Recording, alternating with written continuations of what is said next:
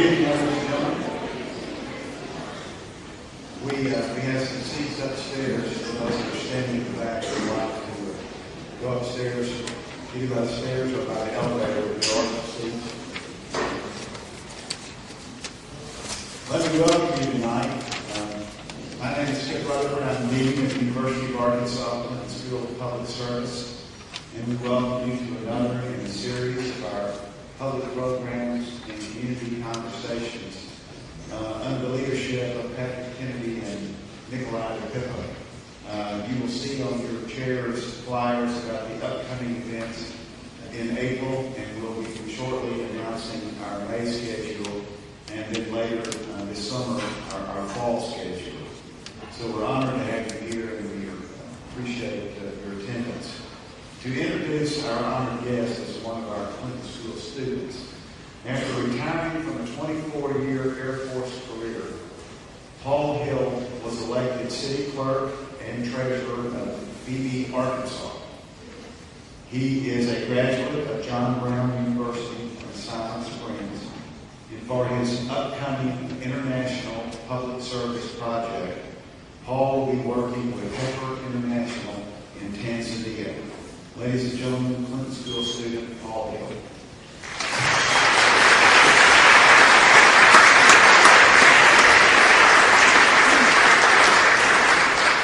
Thank you. Why did God allow the massacre of more than 1 million people in Rwanda? In his book, The Bishop of Rwanda, Finding Forgiveness Amid a Pile of Bones, Anglican Bishop John Rucyahana offers answers to questions asked by millions of people around the world. Why? How?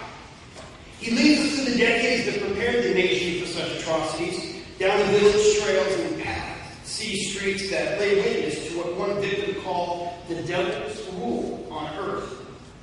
And then out from the genocide to see a nation left in utter ruin, all but abandoned by the world. A nation that was still full of fear. In 1959, John and his family left Rwanda at the age of 14, fleeing the ongoing Tutsi persecutions and taking refuge in Uganda.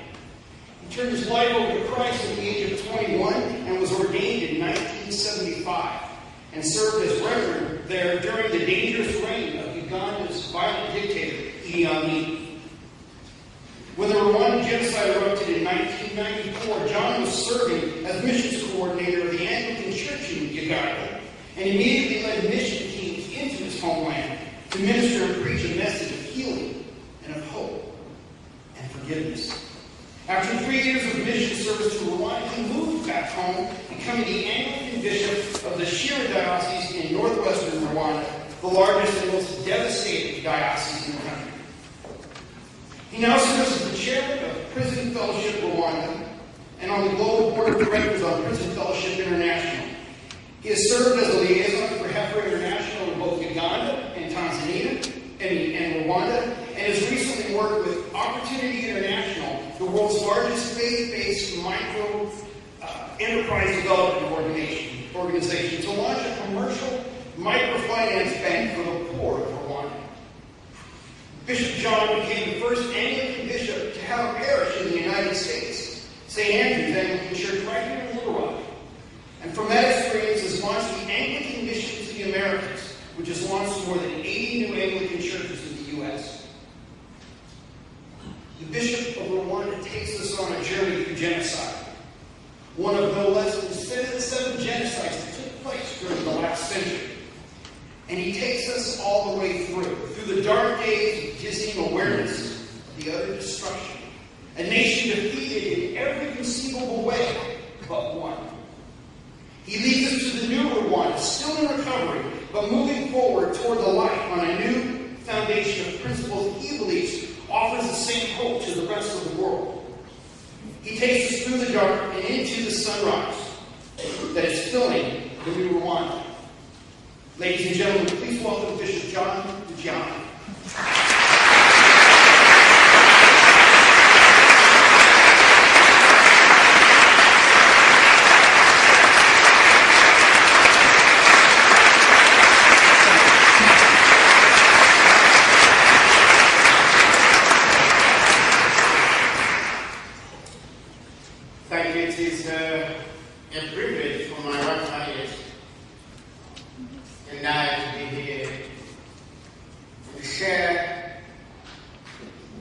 had experienced in our agony into the past we have lived and being victims of, and also share the joy and the beaming light of hope that we have in our country.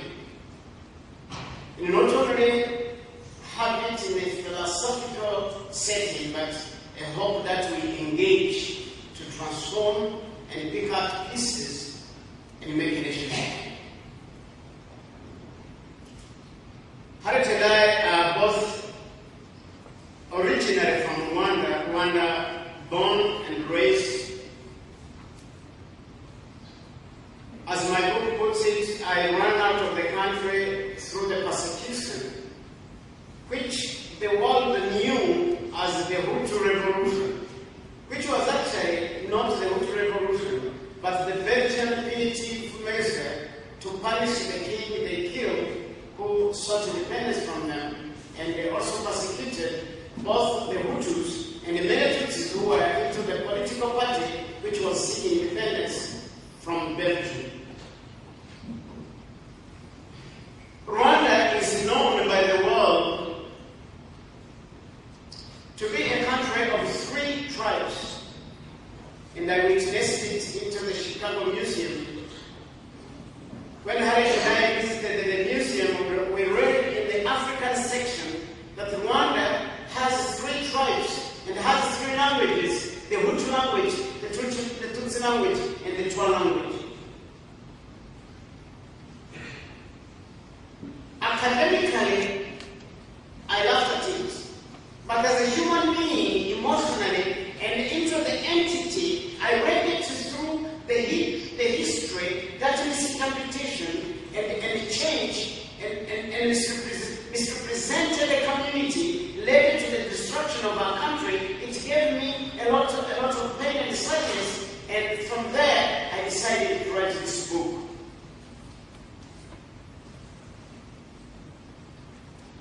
Our history has not only been misrepresented, but us as a people have been misrepresented in the world and been told about the way we aren't.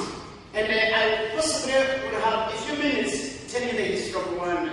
Rwanda is one of the African kingdoms which were very powerful militarily, administratively, large in size, and Rwanda is one of the countries of Africa which is not very suffer the slave trade in the period of the slave trade, because the king of Rwanda was so powerful militarily and nobody would invade his territory to go and capture people for sale, as were done by Arabs in the map of our world. So Rwanda was originally the colony of Germany. When we became colonized, Germany took us, it took Tanzania, it took Burundi, so we became the portion of Germany. Uganda became the portion of the British, of course, annexed to the Kenya colony. And the Congo was originally the colony of king of the royal possession. It was the royal possession under Leopold II. If you want to know this reality, read the book they call The Ghost of Leopold II. I usually take copies when I go home because I'm a history student and I take these books to teach my people history. So, when the Germans lost the colonies in Africa, they lost us to the Belgians. And the Belgians had an encounter originally, and they fought with the Germans, and the king of Rwanda had fought along the masters, the Germans, against Belgians who were the colonizers of the Congo, and they inflicted a heavy loss on the Belgian soldiers who were the infantry of the Belgians from Congo, who were Congolese, into Rwanda.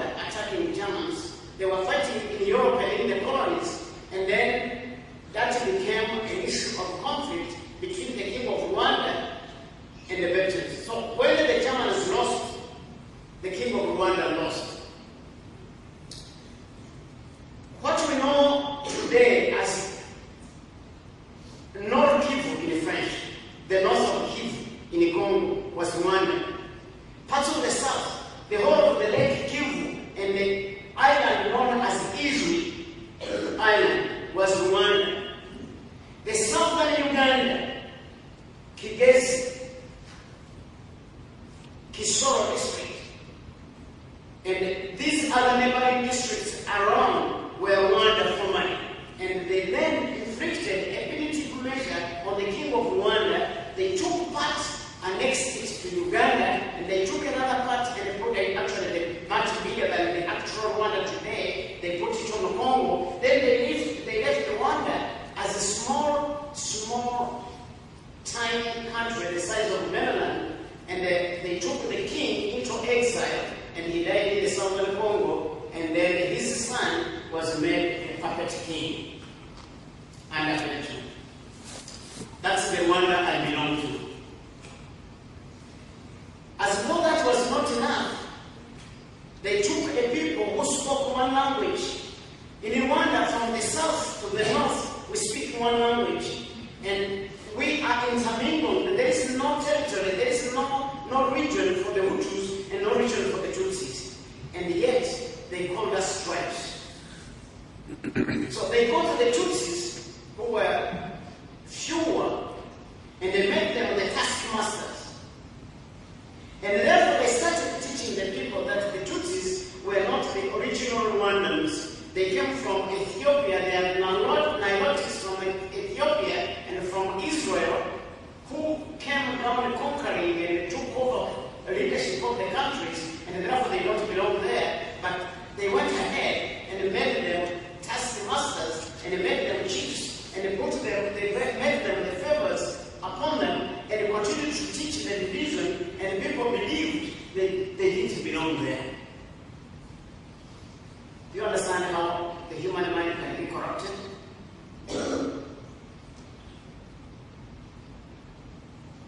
After the independence in 1962, and this is our responsibility, the Belgians eventually gave independence to the Rwandan people because the application had been put in there, and they had continued even when they were in exile to speak for the independence. Uganda had become independent, and many other people were asking independence. They gave them independence anyhow. But the people in the country, the Hutus, extremists who were in power, who had been told that they were the owners of the country, did not correct the mistake. They rather established and actually created the political parties along the ethnic lines. So the mistake became worse. They started the persecution. In 1964, there was a wave of persecution. In 1972, after the takeover of the first government, we had a military coup under Habyarimana. There was another persecution. In 1980, there was another persecution of the Tutsis until it culminated into the genocide in 1994. So what was started actually to manage the colony became the disease to destroy our nation. In 1994, very briefly, Rwanda lost 1,117,000 human beings in 100 days only. And they killed our people, died through the worst, the cruelest means the human race has ever experienced. It's not the gas chambers of Germany.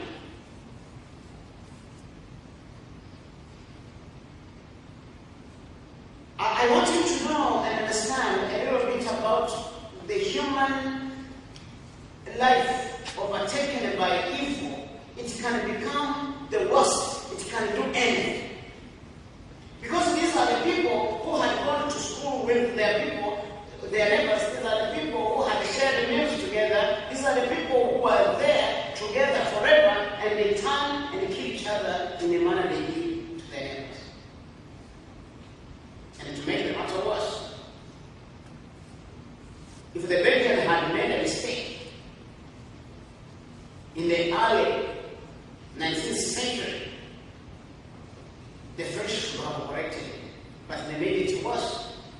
because they sponsored the genocide. They brought the machetes and they instructed the killers in Rwanda. And they were on the roadblocks when they were selecting those who were supposed to be killed because they had identity cards. In Rwanda, every identity card, every driving permit, everything had to bear your ethnic group. So it was easy to identify people. If you didn't carry your identity card, you would be killed because it would seem as though you are disguising yourself. Therefore, you would be killed because you left your identity card behind. If you took it, they will still kill you because they know it is written on it that you are a Tutsi and you have to be killed. So either way, people had to be killed, and they were known, they had written, they had made lists, they had done pits into which they would throw the people. It was a meditated goal. This is our history.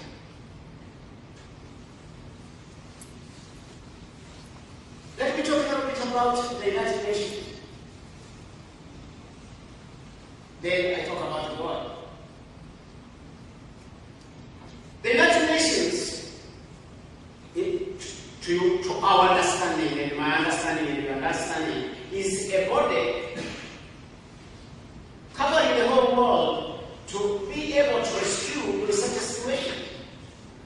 But they closed their eyes. And they knew the genocide was going there. And they sent in people to go and investigate. And they made reports that it was a genocide. But instead of doing something to stop the genocide, they spent weeks discussing a new name they can give it.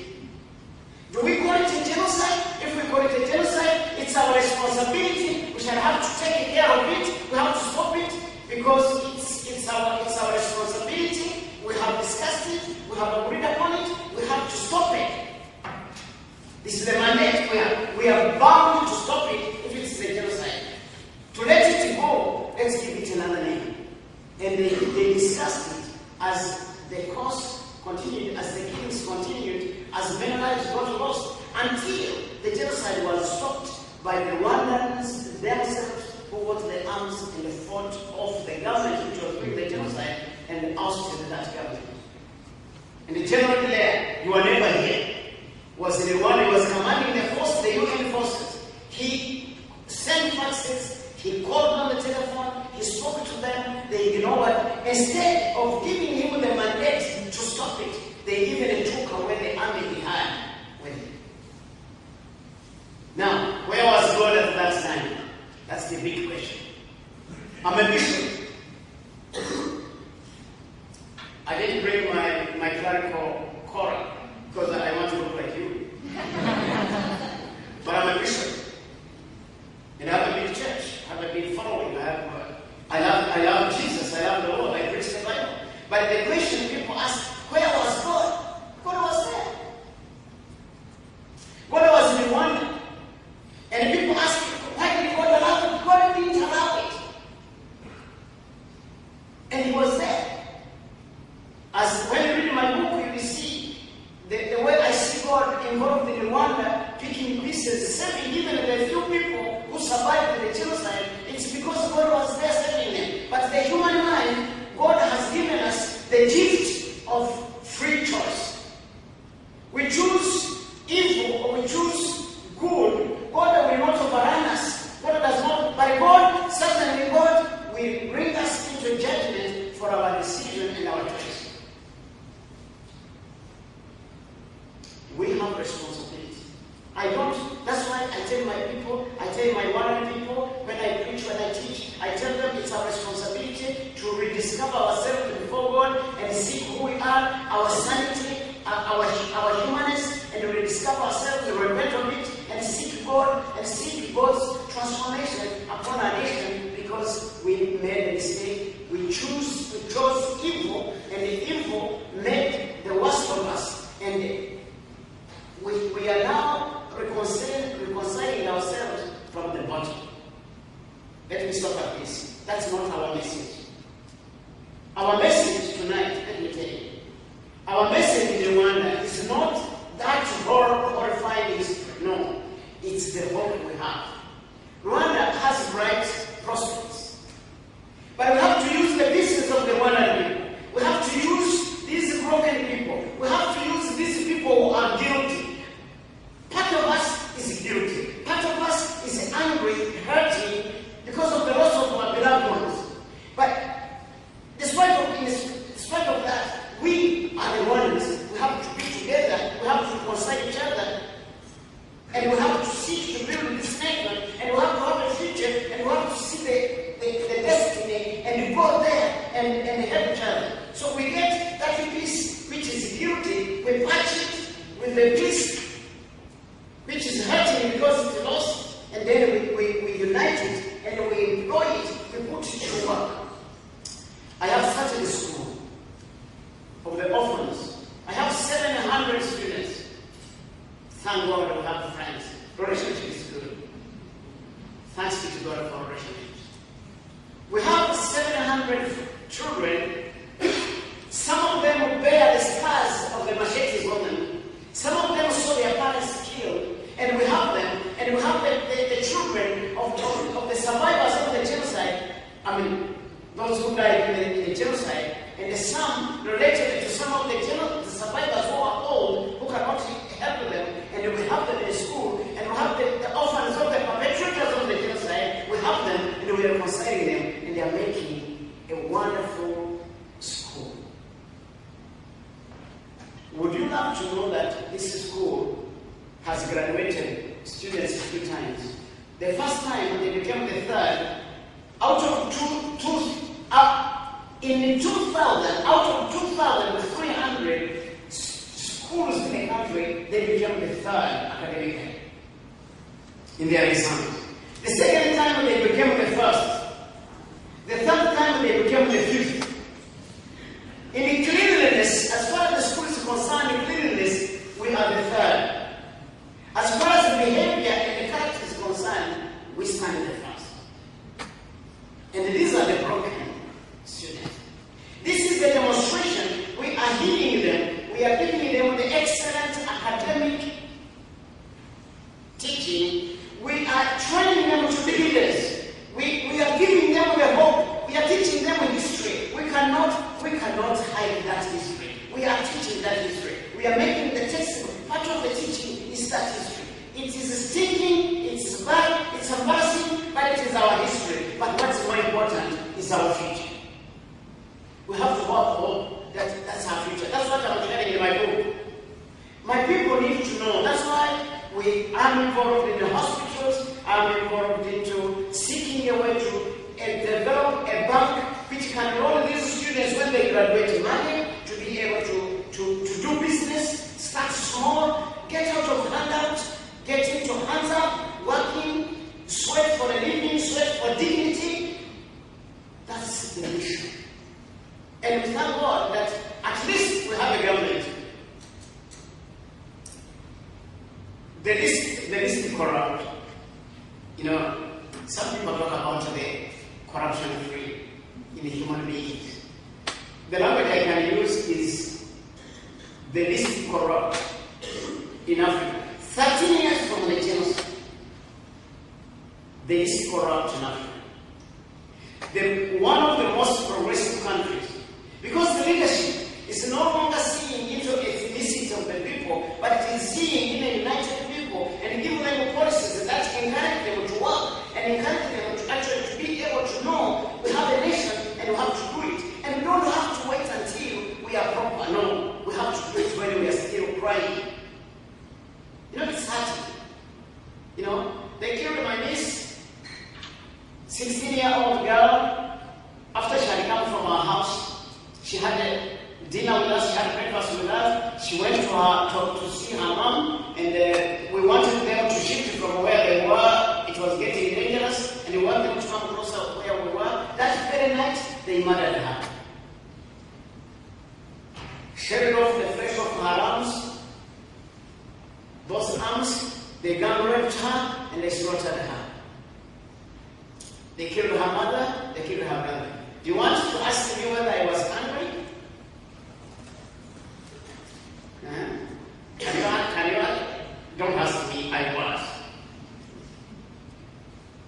But I had to repent.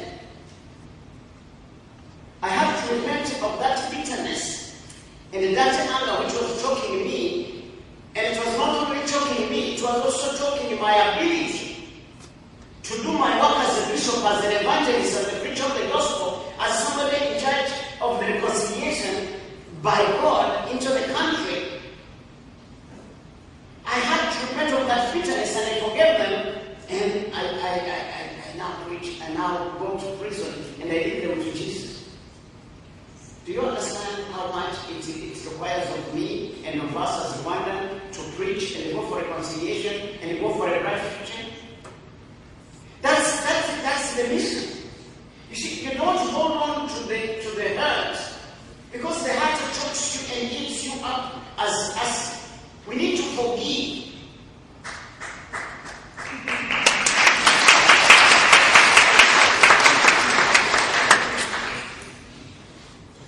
I know that in America you don't preach only, you preach when you are in a pulpit in a church somewhere. I'm not supposed to preach tonight. But let me ask you, those who happen to learn to read the Bible, did Jesus wait to get off the cross to forgive? Those of you who are Bible readers, remember he was on the cross, still hanging, and they were still mocking him underneath the cross, and he cried out and said, Father, forgive them, for they don't know what they are doing. He didn't wait to resurrect. I think he should have waited until he's wearing the dazzling robe from death and in the clouds, and then when he was free from pain, and he said, Father, forgive them. No, he did it when he was in pain. That's why in Rwanda we feel God's calling us to make a nation, to build a nation on the basis of forgiveness, on unity and reconciliation, on seeking each other and patch ourselves up to go and venture into building of the nation. So, ladies and gentlemen, I'm blessed to be able to share with you tonight. I know you have a lot of questions, and it would be very unfair of me to take all the time given to us without leaving space for you to ask. But Harriet and I are blessed. We thank you for hosting us, and we thank you for coming. But I would be blessed if they would let us have a moment of questions and answers. God bless you.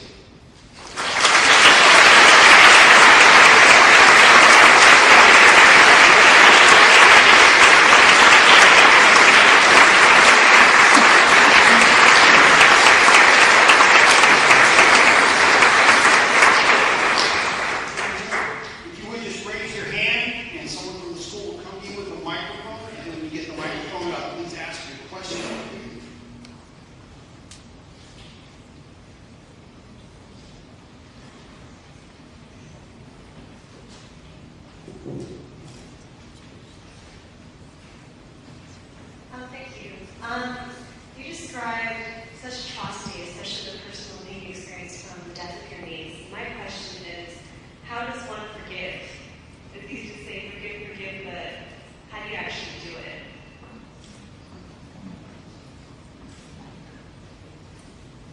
Forgiving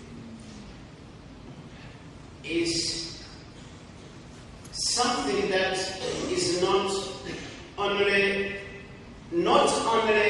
philosophical or academic, something that you do in your mind.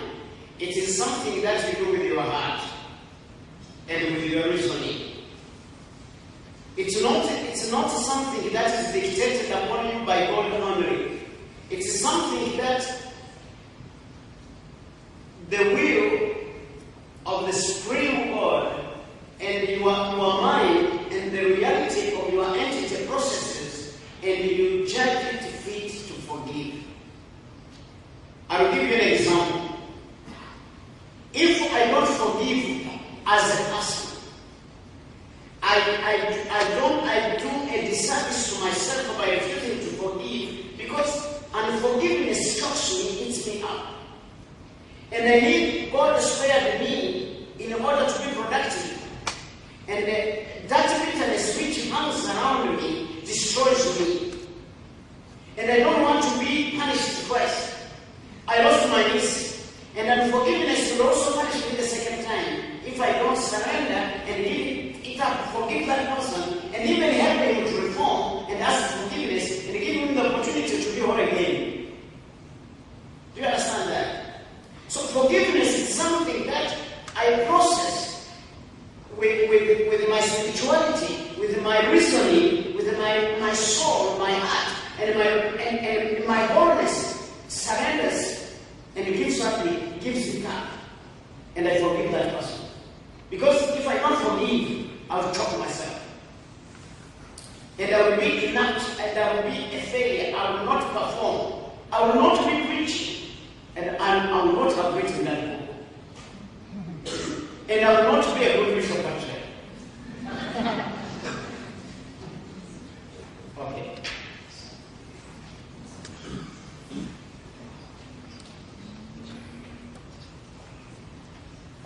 She asked you a question about forgiveness. That's coming from a Christian faith. Gives your answer to being a bishop. Can you educate us on the native religions of Africa, particularly Rwanda, since it's a country that were present before Christianity ever arrived? What was their methods of forgiveness, or did they exist in that religion? What are they now? And contrast to the Muslims. Educate us a little bit. Thank you. Before Christianity came to Rwanda, we had a religion. Actually, we find that most of us make mistakes on Africa by calling them pagans. Most Africans are not pagans. We are African traditional believers. We believe in the God they created, but we believe in intermediaries, and we think that the spirit of our dead parents and the spirit of our sisters are mediators because they have gone to be with God and they are there for us. Therefore, we believe that when we invoke them and they come and in fellowship, in the spiritual fellowship with us, they will be representing us to God, and we don't want to offend them as much as we don't want to offend God. Therefore, we believe in a God who punishes evil and who blesses goodness. Therefore, if a person made a mistake, the elders would sit around, actually, what we call today Gachacha, sit together or around the fire and discuss the case of that person who made a mistake. And then they will punish him, they will give him the sentence, and then they will redeem him. If they have given him a heavy punishment, if, for instance, he killed somebody in the neighborhood, they will bring these two societies or these two clans and they put them together. They will slaughter a goat. They will share the meal, and after they share the meal, they will counsel them. Then they will punish the offender, and the family of the offender will redeem him, and then reconcile two clans. That's the way Africans used to do it. So this is what we call restorative justice in Central Africa. It was brought from us, and they gave it an English name.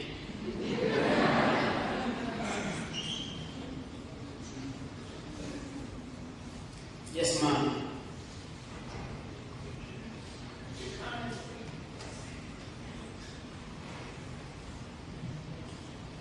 Could you comment, please, on the situation that's going on in the Sudan now, which seems to have a pattern that's very similar to what happened in Rwanda.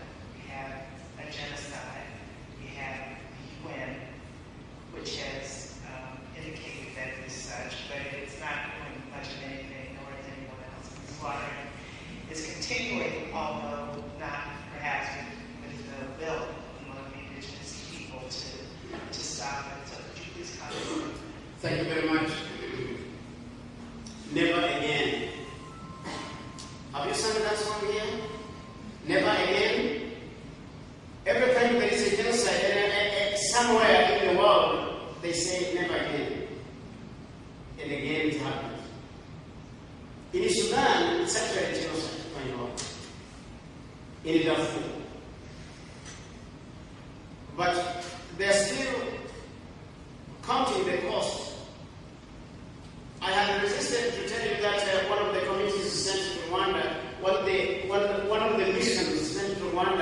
investigated the genocide of Rwanda, they said they reported about, if you want to read the book of General Blair, the text is there.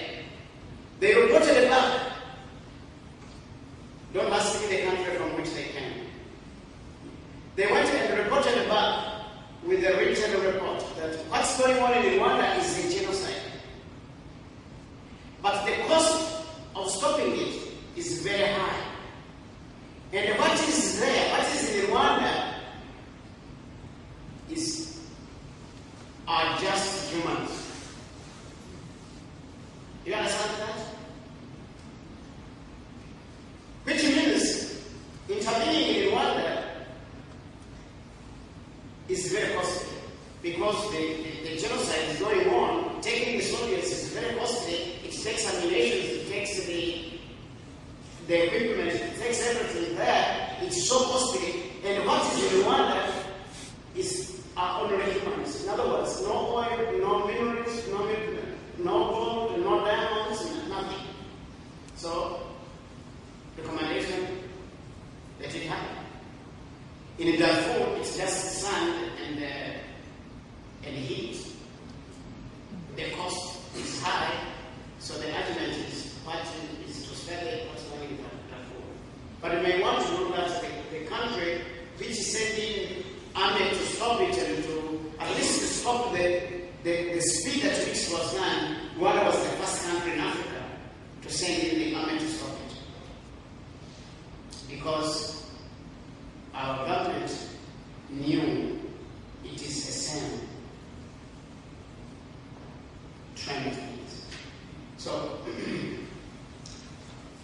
you need to know that sometimes there are lots of things that you need to consider that takes place in the UN, and they have their own standards and the way they consider where not to go. You talk about land reform as part of the reconciliation process. As we see in Zimbabwe, land reform is a major issue that has been provided. Can you talk about that for a moment? About the reconciliation? Yes, land reform as a critical part of addressing the reconciliation process. Okay, thank you very much. The land reform in Rwanda is actually going to help in the resolution, not only in the reconciliation, but about the economic reforms. Because we have what we call a land occupation tradition. People settle where their great-grandfathers settled. The land belongs to the government. What the government is trying to do now is to teach the people that we need to be in small towns so that we can get electricity, we can get water, we can get dispensaries, schools within the neighborhood, and then be able to encourage the people to grow together in their plots. The best crop that do well in that region or in that area. And two, the land reform is encouraging people to acquire land titles for their land from the government, so that they can be able to put the land titles into the banks to acquire loans for business.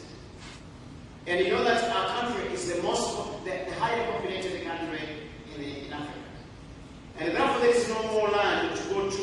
We need to be able to build towns and use the natural land for production and also for other forms of development ventures. So that's where actually our land reform is going towards. And two, we are having the sharing of land, because the people who got repatriated in 1959 were advised not to claim the land they had left immediately in 1959 and claim the land, because somebody has gone on the land and has produced children and they are occupying that land. So the government is trying to allocate new land, new pieces of land to the people who got repatriated in order to avoid clashes again. So that's the way our government is going. Thank you for asking that question. Bishop, thank you for coming. My understanding, and I may not be correct, is that the UN, when it was originally founded, the military function was not fulfilled. So the UN does not have its own military forces, and it's dependent upon donations of forces from countries around the world, or something approximately like that. And I wonder if you think a public service volunteers, a volunteer army could facilitate more success by the UN in stopping the genocides around the world. A volunteer service. Is that a possibility? Well, I don't know whether my thinking will improve on the UN. But if I was allowed to speak, is that any human being other than UN, even if it's not UN, or an individual country like mine and yours, if a genocide, unfairness, and injustice is being done on human beings, it should be stopped by all means. So it doesn't really have to have an organ set there. It's actually to have the human concept about the eradication of injustice, gross injustice, and then be able to go in there and stop it, and come to the cost later after having done the work. So really, I don't know what the UN can take on, because usually when it is Bosnia, when it was Bosnia area and some other places, they acted like this. When it became Rwanda, they had to sit down and discuss how to call it and let it go. In Sudan, it's going on. They are only taking in food and base, but it's going on. It could be stopped. So really, it's a deeper issue, more than establishing an army which will be fed and paid for there. It's establishing and growing. You know, our sons and daughters in the Northwestern University called me to speak to them, and they asked me this question. They said, Bishop, tell us, and they were kind enough to send me the theme. Why should anybody be moral or strive to be moral in a predominantly immoral society? And these are students who are children in Chicago. Why should they try to be moral when they know that the society is predominantly immoral? What needs to be eradicated and put in place is the eradication of immorality. But we have the ability. Even your country alone have the ability to stop it. Am I trying to answer you? It's the willingness to know. It's not an organizational strength or army put together, because we have the armies. I think what we lack is the will on the administration level, but I believe that at the human individual level, if there were an avenue to know you could go volunteer and go directly to Darfur and have a command structure where you're not going to just be in one person with the risk of getting slaughtered, maybe a volunteer service could be set up that could do exactly what you're saying, like they're prepared and they go instead of waiting for governments to act. You got it. You got it. Do you want to know that some of the countries, some of the people in America did not even know what was going on, not until the genocide was over? Because the media in your countries, the CNN and the other media, they actually tell you what they want you to know and how they want you to know it. Do you agree with me? Yeah.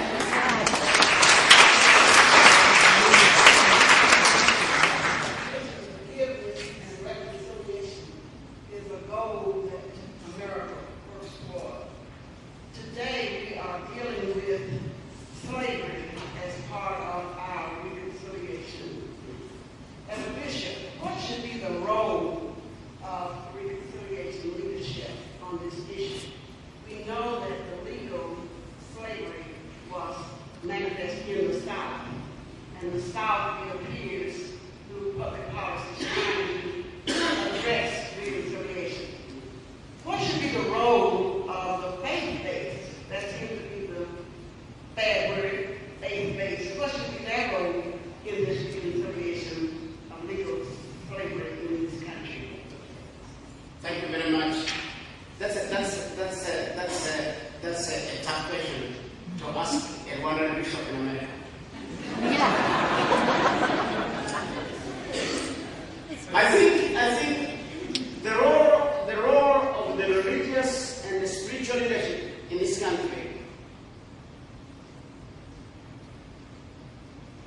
is to be able to interpret in a more promising way, in a more practical way, in a more engaging way, your legal abolition of slave trade in this country. If I had a pulpit I stay on every Sunday, I would build up a teaching to tell my brother African Americans to forgive. Jesus said that they have to start preaching from Jerusalem. I will start from my African American, am I doing it well? African American citizens to forgive.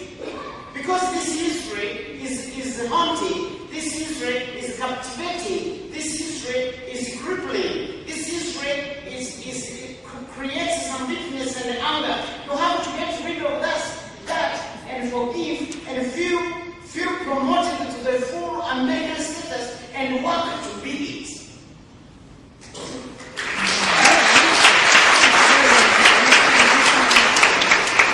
And then to the whites, Americans,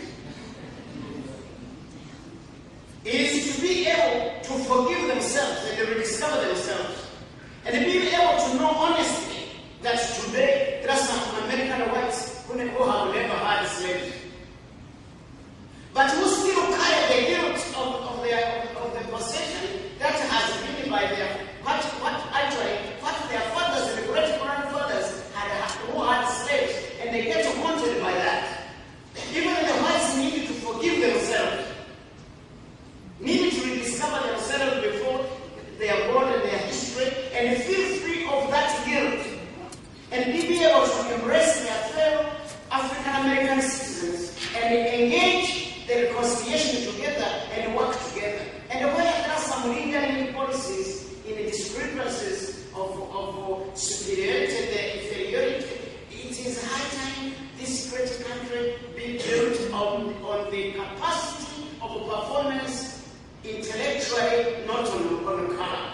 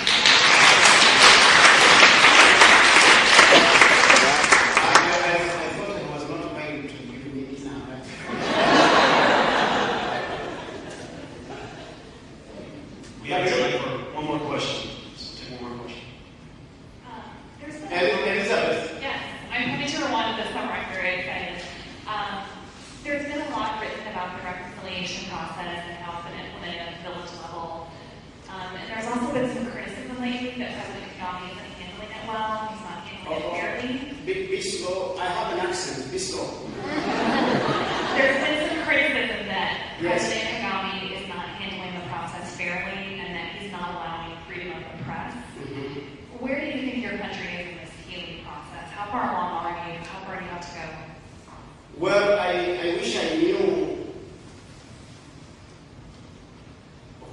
who said that what they say about not doing it right. I'll briefly tell you what I have seen happen.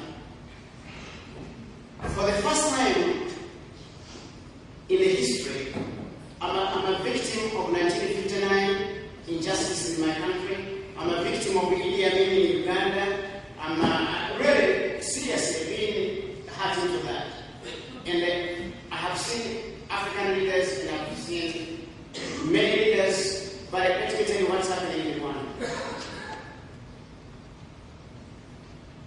For the first time, I have never seen an African army capturing people in the battlefield instead of shooting them. And by the way, these are the people that were fighting, and the way Tito Congo came back over to attack, and they arrested them in the battlefield, and they rehabilitated them, and had some of them recruited in the army. Today they are serving in the army. So I have never seen this happen anywhere. 2, I have never seen an African country whose soldiers fought a war which was during the genocide and refrained the soldiers who stopped at the genocide to revenge on those who killed their family members. Even, let me tell you something, even the soldiers who tried, out of anger, out of frustration, out of trauma, killed the people, they executed them to demonstrate that no single armed man is supposed to revenge on any civilian. And I had never seen that in Africa. And that was Kagame, who was the head of the army. Today, Kagame is having the government of national unity. He has all political parties in the government. Today, Kagame, you're coming, you're asking him actually. Sit on an audience, somebody will give you an opportunity to ask him. Today, President Kagame is the one who encouraged the opportunity for people to repent and speak the truth and have an honesty. And he released at one go 40,000 prisoners. They are at large in the community. And he did not deprive the Gacaca courts or conventional courts to follow up those who will be accused of having deceived or who had some kind of tricks in their repentance. But when you talk about Kagame not doing it right, if it is not doing it perfect, that will be another thing. I'm not even preaching perfect.